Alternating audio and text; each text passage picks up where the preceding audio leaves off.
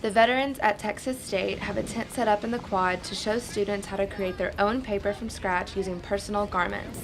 The idea was inspired by the Peace Paper Project.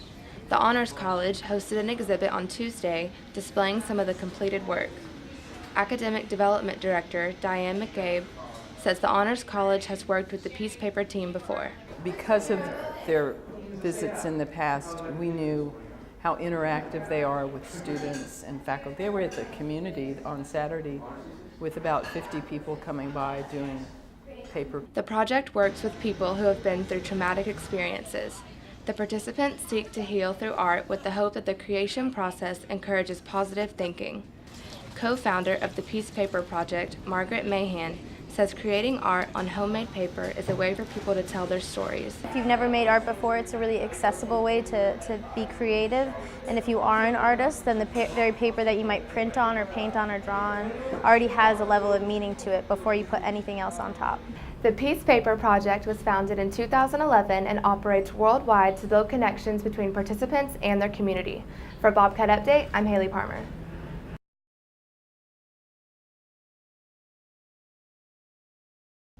Renovations are now complete at the Aquarena Center, located next to the Texas State Golf Course. Old buildings that contained toxic chemicals were removed and replaced with natural vegetation. Remnants from the old theme park that had inhabited the area for decades were also taken down. Walking trails were installed, picnic tables were placed near the spring waters, and the wetlands boardwalk was reopened. Boardwalk is something we've always had, or not always, but for about 10 years now. But it's a really cool, it's like a floating sidewalk that goes out onto the water on the wetland side of the lake, where it's a completely different ecosystem over there. The wetlands boardwalk was closed during the renovations, which left some visitors disappointed. It's something that people come, like when we were closed, people came almost every day, coming asking, hoping it would be reopened. The renovations have helped restore and protect the area to its more natural state. San Marcos resident Laurel Pearsall says protecting the ecosystem is important to her. Well, I think it's easier to enjoy the environment now and worry that it's being protected.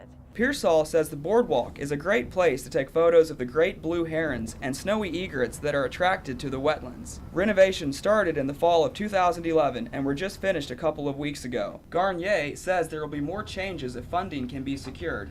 With the new renovations and the newly reopened boardwalk, San Marcos visitors, residents, and students have another natural beauty to enjoy. For Bobcat Update, I'm Matt Wood.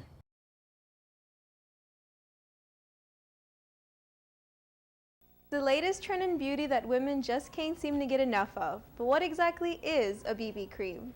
It's like a blemish control foundation. It's more of like minimum coverage. Isn't it kind of like a dark spot corrector, but with like it helps your pores and your skin tone, and then like it's kind of like makeup, isn't it?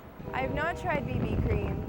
BB cream, which stands for Beauty Balm, has been gaining in popularity for its all-in-one features.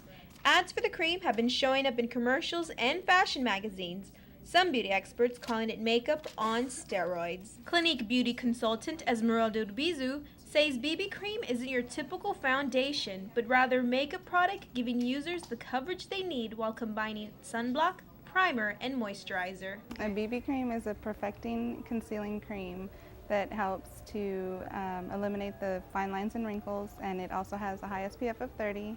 And it helps to even out the skin tone. BB creams can be found at department store makeup counters or at your local drugstores. Well, there you have it, the lowdown on BB cream, said to be good for every skin tone. For Bobcat Update, I'm Yvonne Zamora.